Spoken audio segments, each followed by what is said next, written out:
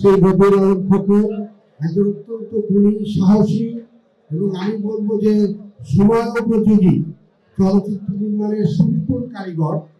সেই বদিউল আলম খোকন অনেকদিন পর এরকম একটি বিশাল মহরতের মাধ্যমে, স্মরণীয় মহরতের মাধ্যমে তার আজকের এই ছবির ঘোষণা দিচ্ছে। এটিও একটি আমাদের চলচ্চিত্র শিল্পের জন্য অত্যন্ত আনন্দদায়ক এবং খুবই গুরুত্বপূর্ণ একটি খবর। স্মরণীয় মহরত অনুষ্ঠানে উপস্থিত হতে পেরে নিজেকে ধন্য মনে করছি এবং আমাকে আমন্ত্রণ জানানোর জন্য বিশেষ করে আজকে এই চলচ্চিত্রে নায়ক বা প্রধান অভিনেতা মুন্না খান সাহেবকে ধন্যবাদ জানাচ্ছি। সেই সাথে উপস্থিত আমার চলচ্চিত্রের সহকর্মী এবং আমার এখানে মুরব্বীরা আছে, বাচ্চু ভাই, আমাদের ছোট্ট ভাই এবং আরমান, নিশা, আমার প্রিয় অনেকে আছে এখানে।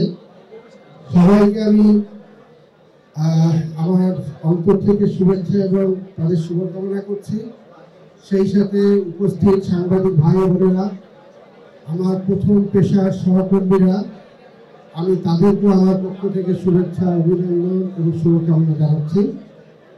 আর আজকের এই ছবিটি বিশেষভাবে আমাকে আরো বেশি আকৃষ্ট করছে, যে পরিচালনা করছে আমার এই স্নেহধন্য ছোট ভাই বদিউল আলম খোকন, যার সাথে আমি দীর্ঘদিন একসাথে আমরা বাংলাদেশ চলচ্চিত্র পরিচালক সমিতিকে নেতৃত্ব দিয়েছি, পরিচালনা করেছি, পরিচালক সমিতির সদস্যদের সেবা করার জন্য আত্মনিয়োগ করেছি।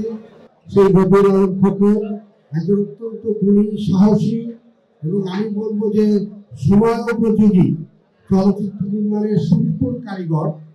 সেই বদিউল আলম খোকন অনেকদিন পর এরকম একটি বিশাল মহরতের মাধ্যমে, স্মরণীয় মহরতের মাধ্যমে তার আজকের এই ছবির ঘোষণা দিচ্ছে। এটিও একটি আমাদের চলচ্চিত্র শিল্পের জন্য অত্যন্ত আনন্দদায়ক এবং খুবই গুরুত্বপূর্ণ একটি খবর।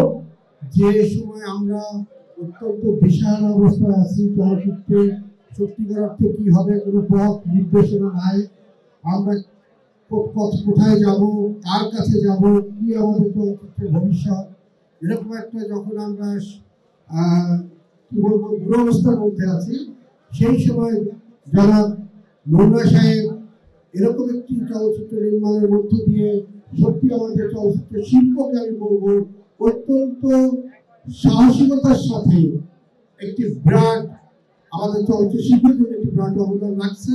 এজন্য তাকে আবারও আমি কৃতজ্ঞতা এবং ধন্যবাদ জানাই।